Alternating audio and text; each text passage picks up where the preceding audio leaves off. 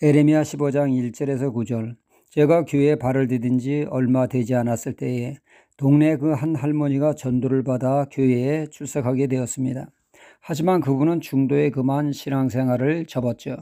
들리는 말에 의하면 당시 교회를 담임하고 있던 여 전도사님이 설교 시간에 자신을 쭉정이라고 빗대어 말했다는 것입니다. 자기 들으라고 말이죠. 쭉정이가 교회를 다녀서 무엇하냐고 교회 생활을 중단한 것입니다. 시험 들 사람은 말씀을 들어도 시험 들게 받아들입니다. 설교자가 당신은 쭉정이니까 교회에 나오지 말라고 했겠습니까? 쭉정이로 헛되게 믿지 말고 알곡신앙이 되라는 말씀이었겠죠. 말씀을 잘 새겨 들을 때 그 어떤 시험의 말씀도 능히 소화하여 은혜되게 믿을 줄 믿습니다. 문제는 내가 어떻게 반응하고 받아들이냐에 따라 말씀의 은혜가 되기도 하고 시험거리가 될 수도 있습니다. 마태복음 3장 12절에 손에 키를 들고 자기의 타작마당을 정하사 알곡은 모아 곳간에 들이고 쭉정이는 꺼지지 않는 불에 태우시리라 말씀하고 있습니다. 이 말씀은 예수님보다 앞서 이 세상에 와 예수님을 소개하는 세례 요한이 전하는 말씀입니다. 예수님은 인류를 죄에서 구원하실 구원자이시지만 세상 끝날에 다시 오시는 주님은 심판의 주로서 쭉정이와 알곡을 가르칠 것이라는 말씀이죠. 알곡과 쭉정이를 가리기 위해서는 반드시 키질을 하게 됩니다.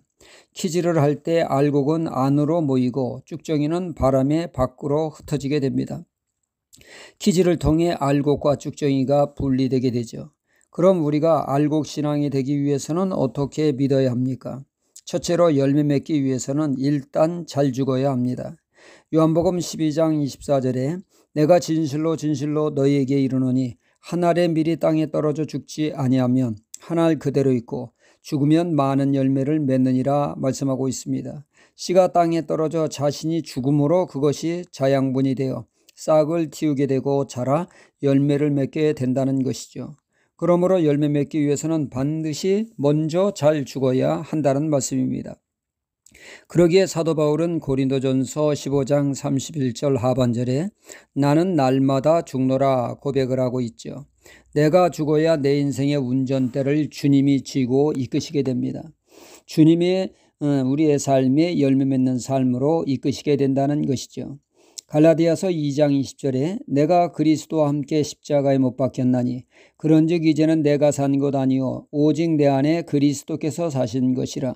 이제 내가 육체 가운데 사는 것은 나를 사랑하사 나를 위하여 자기 몸을 버리신 하나님의 아들을 믿는 믿음 안에서 사는 것이라 사도 바울은 고백하고 있습니다. 내가 죽지 않고 여전히 살아있으면 하나님의 뜻에 역행하는 삶을 살며 쭉정이의 삶이 될 수밖에 없습니다. 그 심령 안에 주님이 계시지 않으면 쭉정이의 삶을 살 수밖에 없습니다. 내가 죽어야 영원한 생명 되신 주님이 계시기에 열매 맺는 알곡신앙이 가능하게 됩니다. 둘째로 말씀에 뿌리 내려야 알곡신앙, 열매 맺는 신앙이 된다는 것이죠.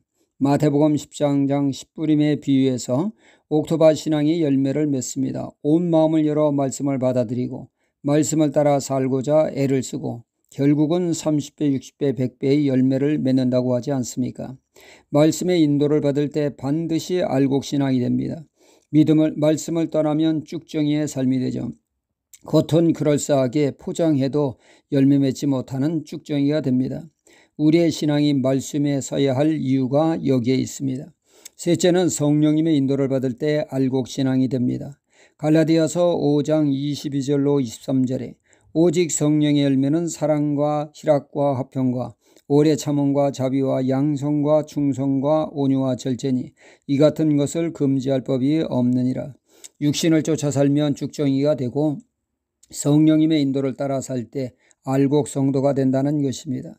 오늘 말씀 7절에 하나님은 키질, 까부름을 말씀하고 있습니다. 하나님은 수많은 선지자를 보내 유다로 하여금 알곡신앙이 되게 했으나 키질을 해보니 대다수가 쭉정이로 흩어지게 되었다는 말씀입니다.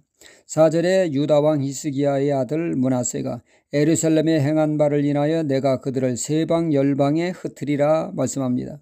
즉 그들 안에 계셔야 할 하나님이 계시지 않고 우상이 그 자리를 차지하고 있으니 쭉정이요 6절에는 그들의 심령에 하나님의 말씀이 없으므로 쭉정이가 되었다는 것입니다. 하나님의 기질 앞에 다 흩어지는 자들이 되었죠. 실로 믿어도 헛되게 믿는 자들이 되었습니다. 우리는 우리 안에 하나님을 온전히 모시고 심령의 말씀을 채우고 말씀을 따라 삶을 통하여 열매 맺는 알곡 신앙이 되어 하나님의 기질 앞에 당당히 합격하는 신앙이 되어야겠습니다. 할렐루야.